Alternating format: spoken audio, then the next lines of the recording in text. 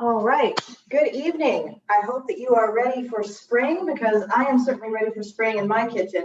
So we're going to have an array of green, beautiful spring green foods to eat tonight, and I'll show you how to make them both. So we're going to start by getting some vegetables ready for our Green Goddess grain bowl, and then we'll move on to our pizza. And then we'll move back to the Green Goddess bowl. So just bear with me as we move through all of this. I've got my oven preheated to 400, and I've got some broccoli florets right here. And they're already sprayed down with a little bit of cooking spray and sprinkled with some nice salt. So I'm going to put those in there, and we're going to roast them for about, let's see what happens after about 7 minutes. And then we'll toss them around a little bit and see if they need a little bit more. On the stove here, I've got some boiling water, and I've got some sugar snap peas. Now, I want you to know a lot of the produce that I am using today comes right from our farmers market right here in Scotch Plains. And so if you are looking for a good one, this is a good one. So I'm hoping that those of you who live locally in Scotch Plains, Fanwood, Plainfield, our basic local area, I hope you have the chance to check them out on Saturdays. Their first Saturday was just this past week, so it's only going to get better as the summer moves on.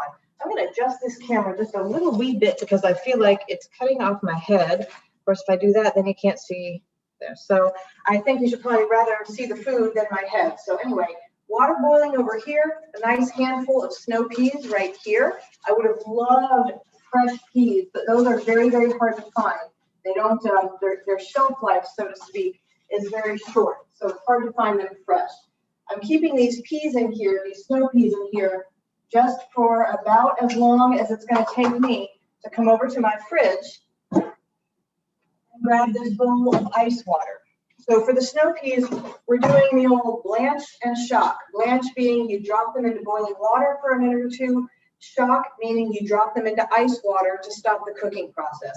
This makes them nice and green and very toothsome, the blanching process in this boiling water.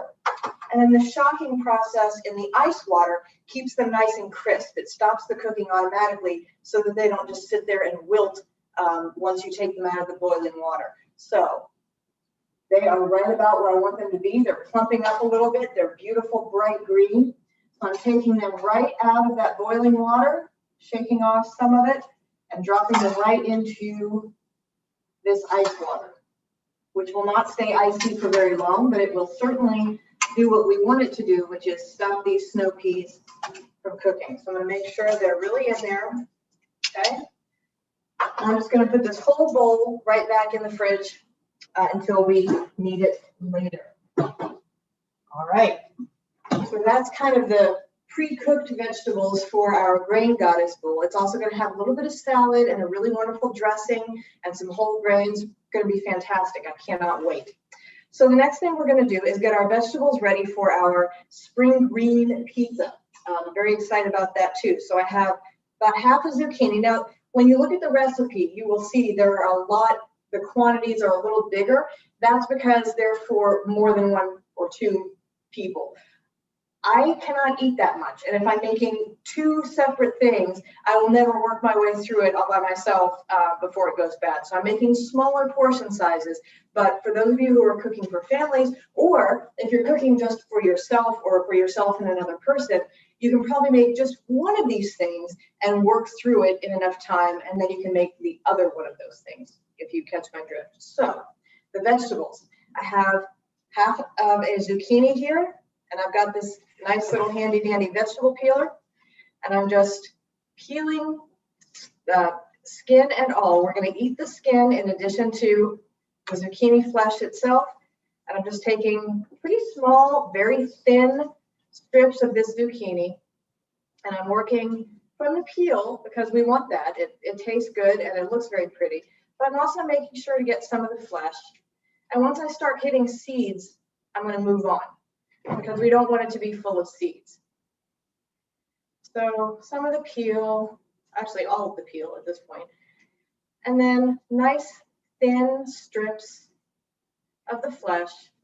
And once I start getting down far enough to where I start getting seeds, I move on, because that will probably fall apart once it hits once it hits the heat of the oven on top of the pizza crust. Now, am I going to throw this away? I am not, because I really like zucchini. So I'm just going to set it over there, and at some point, I'll roast it up with other vegetables or put it in a stir fry or something. I'm never at a loss as to what to do with vegetables. I'll figure that out. Here we have, and I purposely, when I went to the farmer's market, if I was just going to steam these, or even if I was going to roast them briefly, I would want thin asparagus. This is a little bit more mature. You can see it's thicker even than a pencil, but this is what I wanted because we're going to do the same thing. So I'm going to show you my super gourmet fancy trick to trim the tough parts of asparagus. You bend it until it breaks. This is the part that would be too tough, where it breaks, and the rest of it is what you want. See how I'll show it to you again in case you didn't get it the first time, because it's very complicated.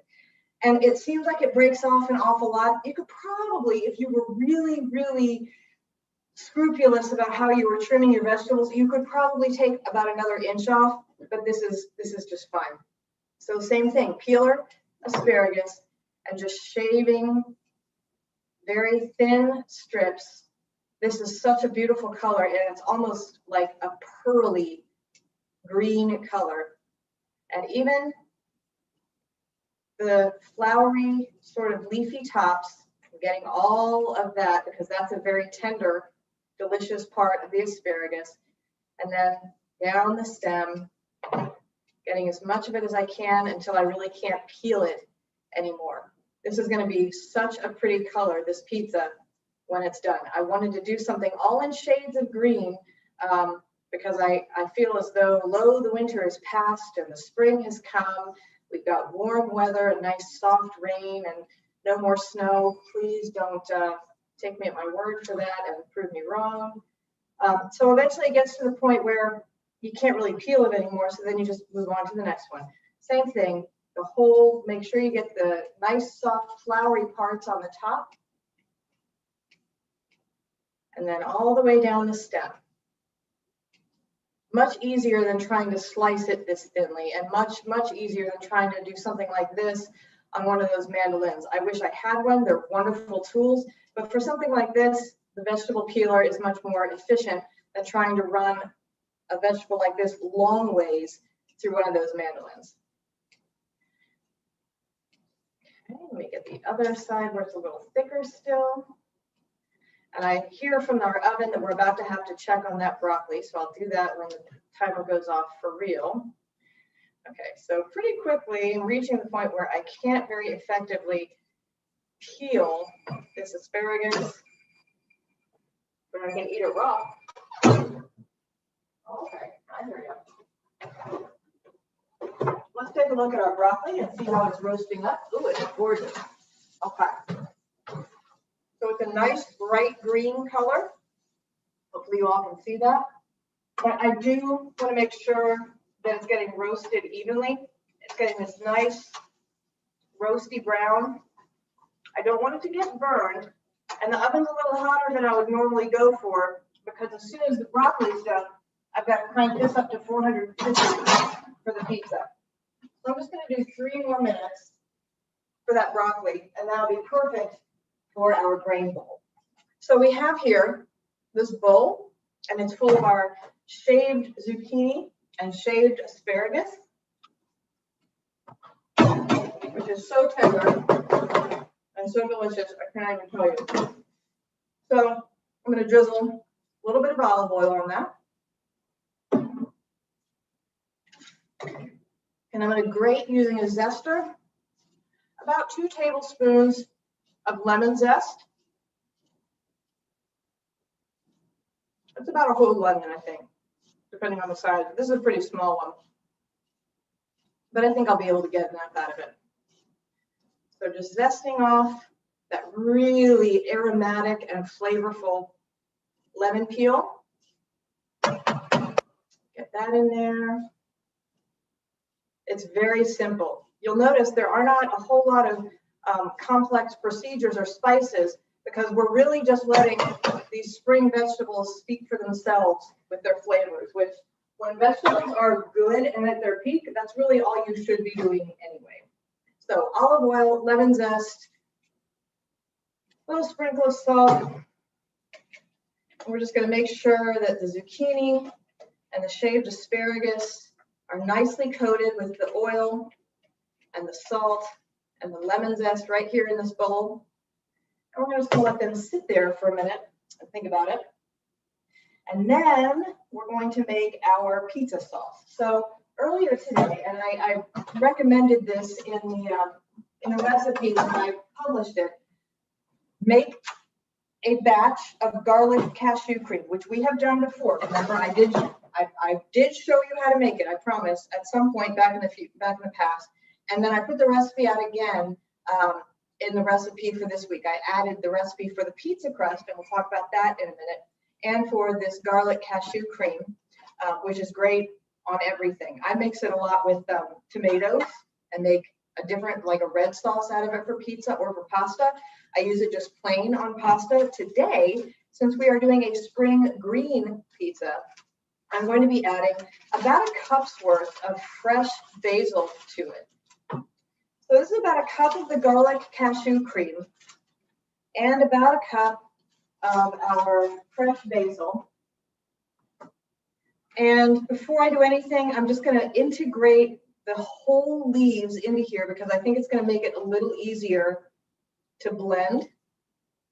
Okay. This is not the sauce, don't worry. It's not great big huge chunks of basil leaves in the garlic cashew cream. Please do not worry. We're getting to the next part. And the next part is taking the broccoli out of the oven, which is what I'll do right now. Oh, thank you. All right. So our broccoli, oh, it's beautiful. It's beautiful, toasty brown and bright light green. That is exactly what we were hoping for. You know what? It's going to be too hot if I do that. On a cooling rack. That makes sense. And then I'm going to turn the oven up to 450, which is what the pizza is going to need to bake thoroughly. All right, so back to the sauce. I have my handy immersion blender right here. I have the garlic cream sauce with the fresh basil leaves here. And I'm going to do my best to make sure that everybody's able to see this, but if not, I will certainly show you when it's done. Okay. Oh, this is going to be so pretty. I can't wait. It's just getting greener and greener as that basil gets kind of pulverized into it. Beautiful. All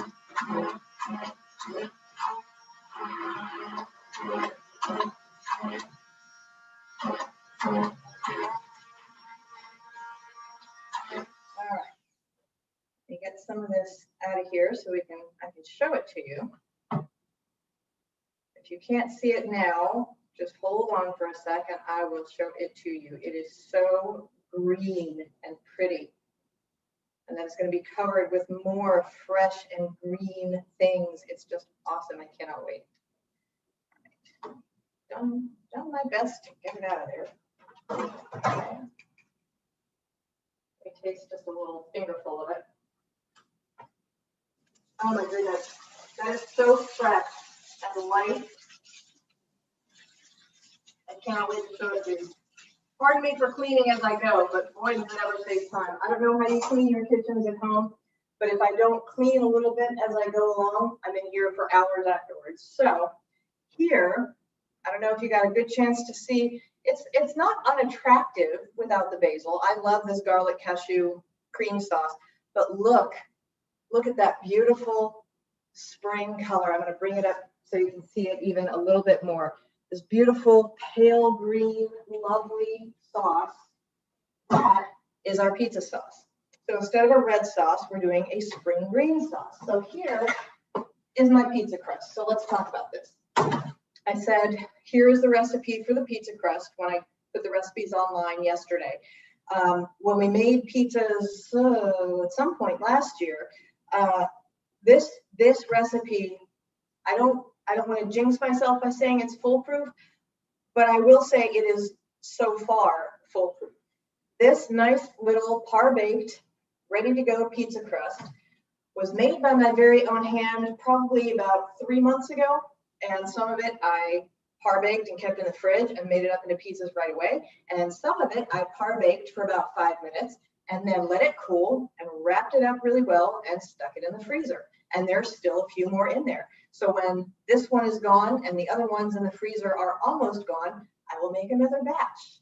And then I will do the same thing. So when I don't feel like doing anything, guess what? I always have a homemade pizza crust.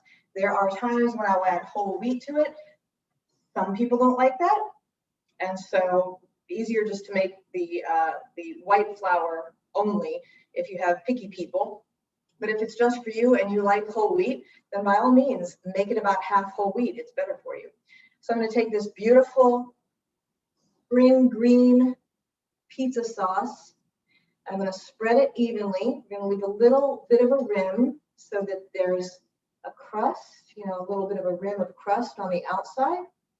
This is so pretty. It's like pistachio almost, but I know that it's not. I know that it's something that's going to be it's going to go really well with the other stuff. And as a matter of fact, we have some pistachios for this magnificent creation that will go on at the very, very end.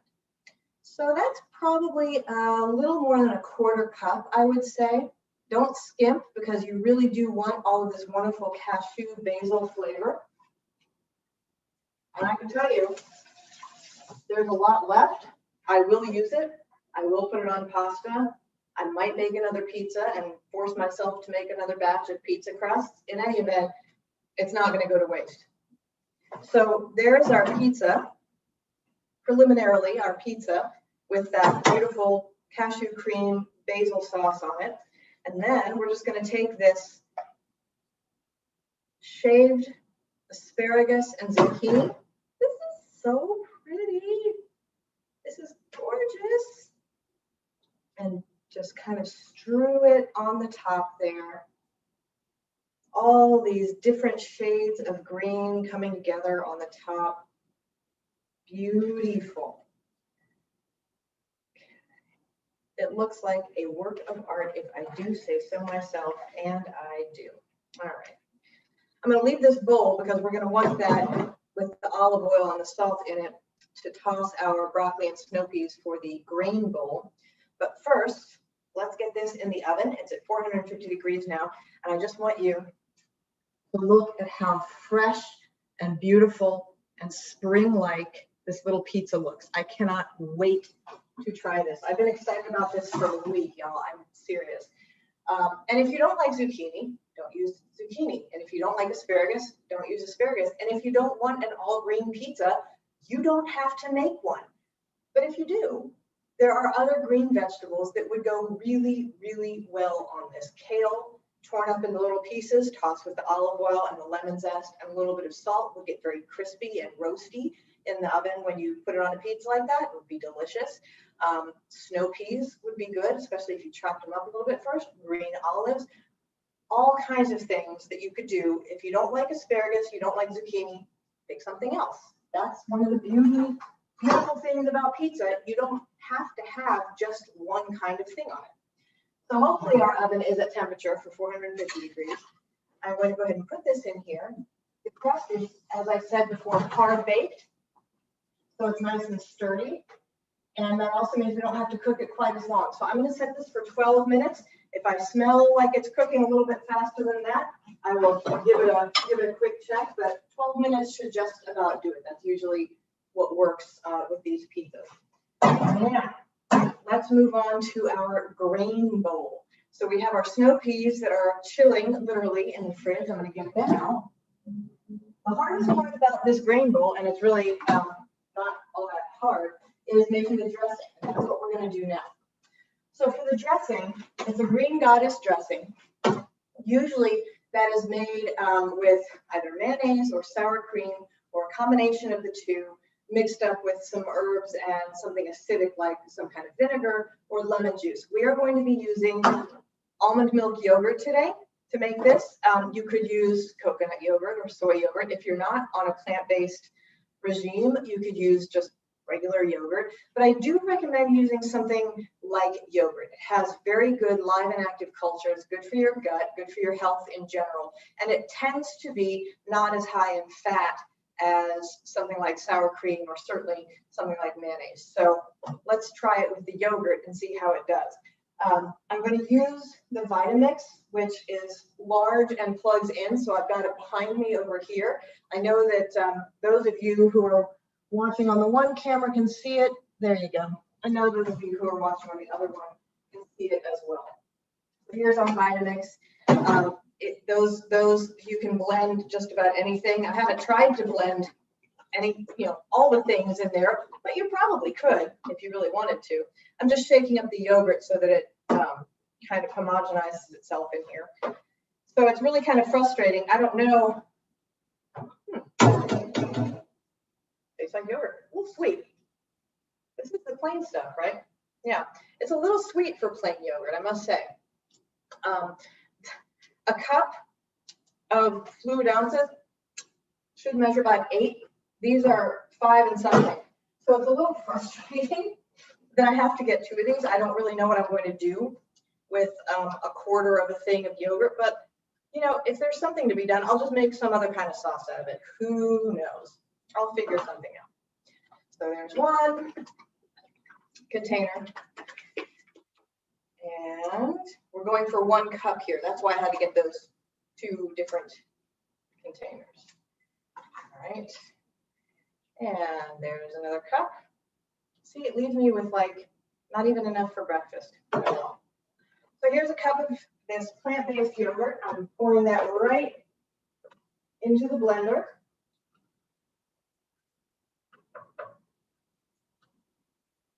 And then what we're going to want is a couple of tablespoons of lemon juice. So I'm just going to use that lemon that I already used for the zest. And probably about half of a lemon will do just fine. So here, yep, that's a lot. Good, good, good. You'll notice this whole menu is very light and bright and lemony with the green stuff and all the lemon zest and all the lemon juice. That's what we want. And then I'm going to take a really hefty clove of garlic. This is actually, you see, one of these cloves of garlic that looks like it's just one, but it's actually one great big one and one little bitty bitty one.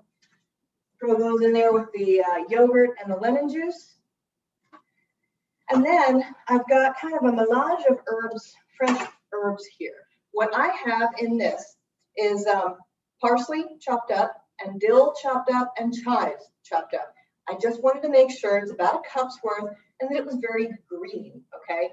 So if you don't like parsley or dill or chives, you can use something else that's green. You could use more basil. You could use cilantro. God have mercy on you. You could use dill and mint and make it sort of a tzatziki flavor. Anything like this, flavors that you like that you think will go well together, about a cup's worth chopped. That's what we want. So you can tell this is going to be what color? It's going to be green because it's a green goddess dressing, right? So that's all the dressing ingredients. Let's give it a whirl and see how it does. Let's turn it on first. Aha. And then give it a whirl and see how it does. Woo.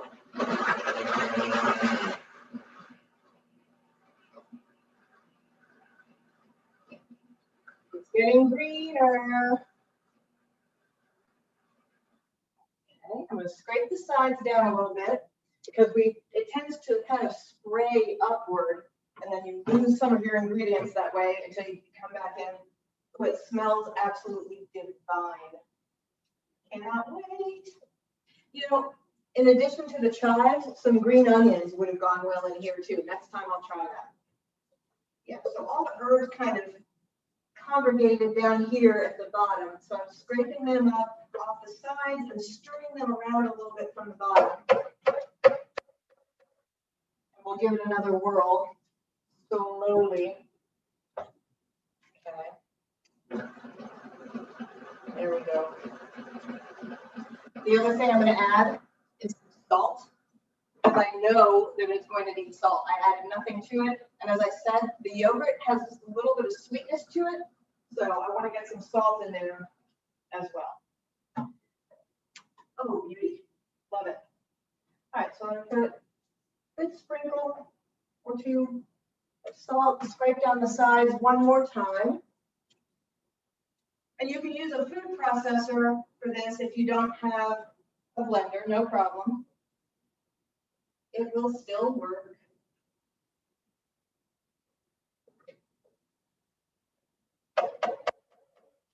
Okay. Let's give it one more little blend to make sure the salt and all of the herbs are doing really well in there. There we go.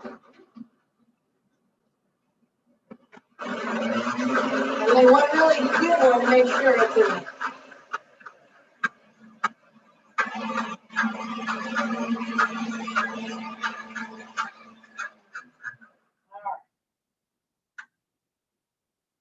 So the proof of the dressing is in the eating. Let's give it a try. Oh, it's so pretty. This whole meal is just lovely. Okay. So this is a nicely textured dressing. It's got nice body to it because of the yogurt, but because of the lemon juice and then the moisture coming from the herbs, it's certainly dressing-y. It's not like a paste. It really is like a nice consistency dressing. Okay, so let's have a little taste. Oh, that's really good. It could use a little bit more lemon juice, I think. I like a lot of acidity in my dressings, and then a lot of, I really like the pickly, lemony, acidic flavors. And if I hadn't already blended it up and taken it off the base, I would probably, for me, I would probably add just a little bit more garlic because I do like a nice pronounced garlic flavor. But that being said, it's fine just as it is. Yeah, lemon, a little extra lemon. Juiced it up a bit. We just rinse this out a little. Now see, if I was on the Food Network or something, I would have a little tech cleaning crew coming in here and I wouldn't have to worry about this. As it is, I just have not given me my own show yet, which is so confusing to me. I really don't understand that. But in the meantime, I'm having to clean for myself. So we have all of that. And let's get our cutting board back out here, front and center. We have a nice English cucumber here. I like English cucumbers because they're a little bit firmer and a little bit less seedy than the regular cucumbers. You'll notice in the recipe, I recommended that you salt your cucumbers and let them sit for a couple of minutes and then rinse them off.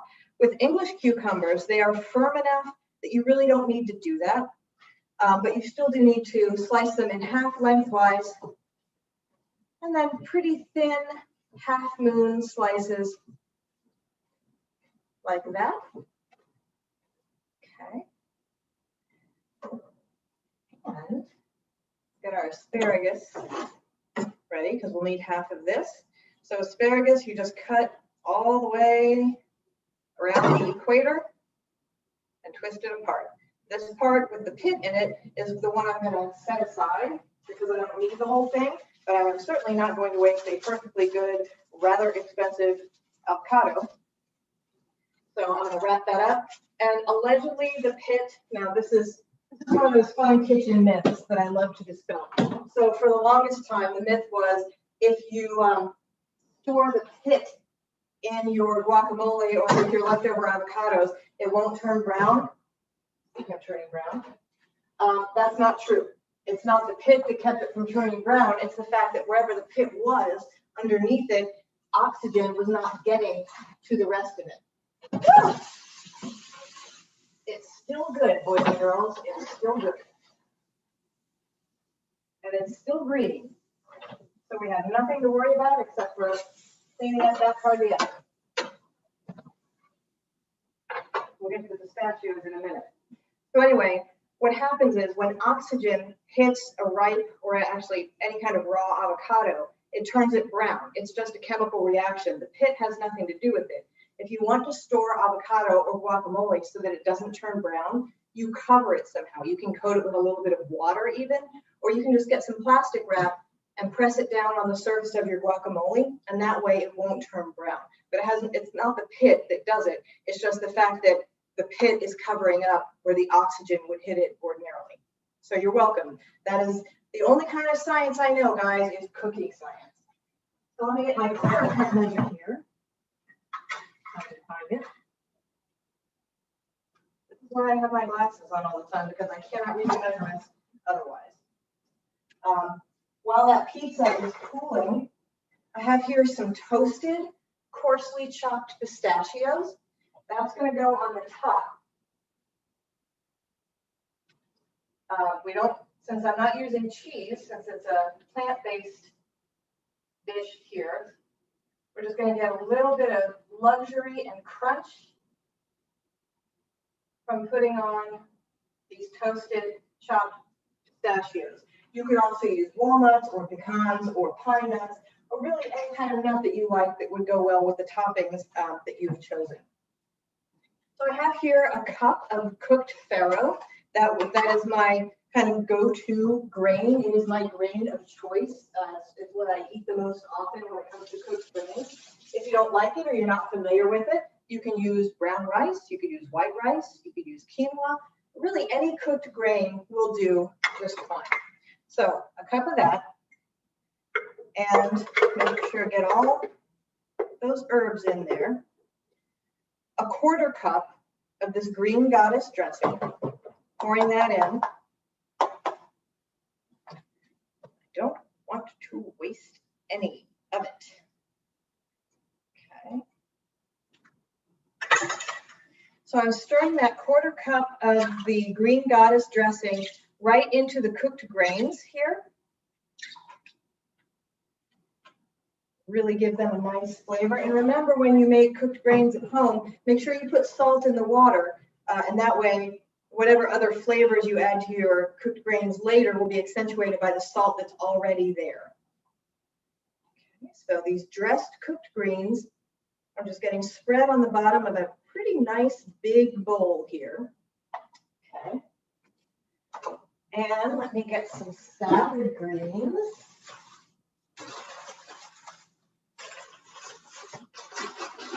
Whatever you like. This is kind of like a spring mix, but you could also use just arugula or chopped up kale or spinach or whatever salad greens you happen to like and eat the most of.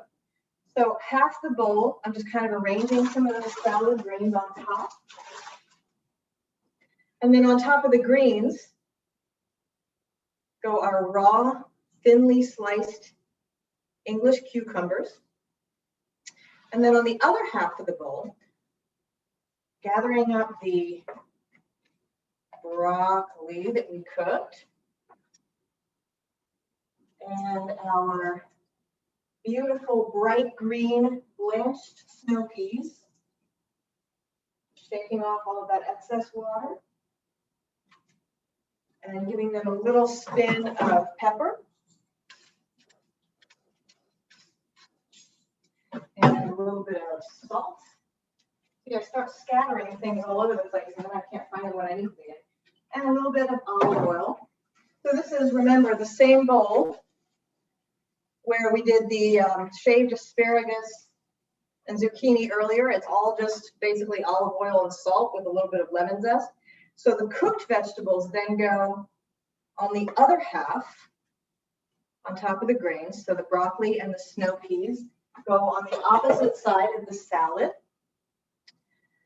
We've got our avocado. So to make avocado slices, you've already cut it in half. You just draw your knife gently in vertical slices, right down to the peel. Okay. Grab your fork. You can use a spoon for this also, but since we're going to be eating with a fork, it's easier to do it like this. And just scoop it right out of the peel, already sliced. So just kind of arrange the avocado slices over the top like that. Almost there. We have some toasted pumpkin seeds, also beautifully green. So a little sprinkling of these toasted pumpkin seeds. And then finish it off a nice little extra. You know what? I'm going to use a spoon. I think it'll look prettier.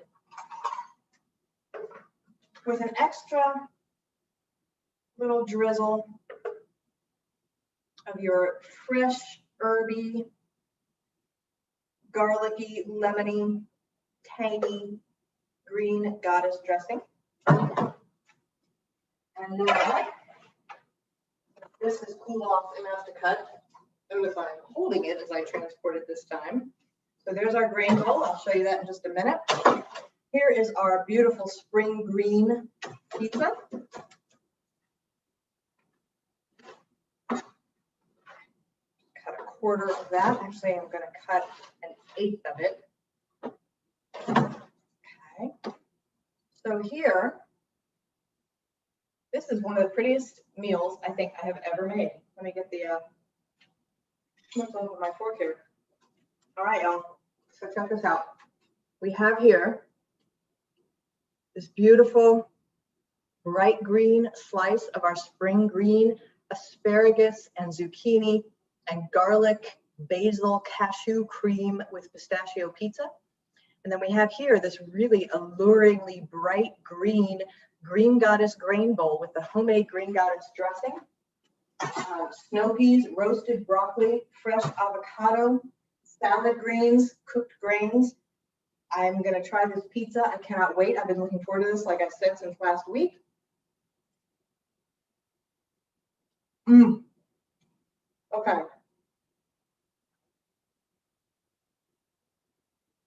It tastes like green, but so rich.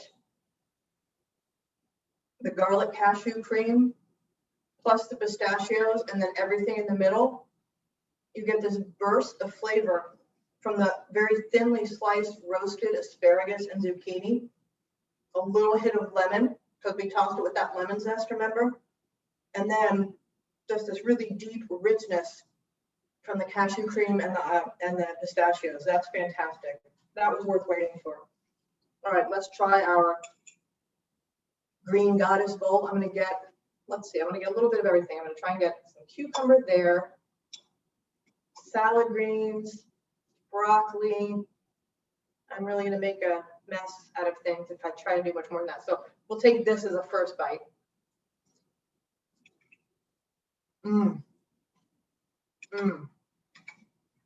So hang on to this. Again, it's a similar thing. You have things, very different textures because of what they are and how they were cooked. The broccoli is very soft but crispy at the same time because it was roasted. The salad greens and the cucumber, very nice and crisp. The dressing is really luscious. Let's get some of the grains along with the avocado and one of these snow peas. So this will be a different kind of bite right here. I'm sorry you guys have to sit here watching me eat. You should really make this stuff at home. It's good.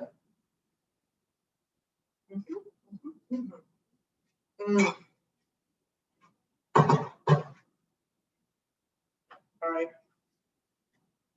With the grains, as a whole nother dimension, it brings out some of the other flavors there. This is solid. This is a solid menu. It's really beautiful. If you were to make a square pizza like this, you can make little tiny squares as an appetizer and serve a green goddess bowl, a great big one where people could really dig in with tongs and get to all the layers. So you can make this for yourself. I'm sorry, you shouldn't talk with your mouth full, but here we are. So you can make this for yourself separately. You can make it for your family, both meals, both dishes. You can make really big versions of it and serve it for a springtime party. I approve, man. This is really good. So this was worth waiting for. And again, any of the ingredients in here that you don't like, substitute something else. I love the greenness of it. I think it's very beautiful and spring appropriate. But That's like a design element. If you like other vegetables that aren't green that you think would taste good on this, make it that way. There's nothing stopping you. It's your food. This is my food, but you have your food, so you make it how you like and use this as some inspiration. I hope this was a good class for you. It was a lot of fun for me. I will see you next week, and in the meantime, remember that you were created for love, by love. So please go out and be love. See you guys next week. Bye-bye.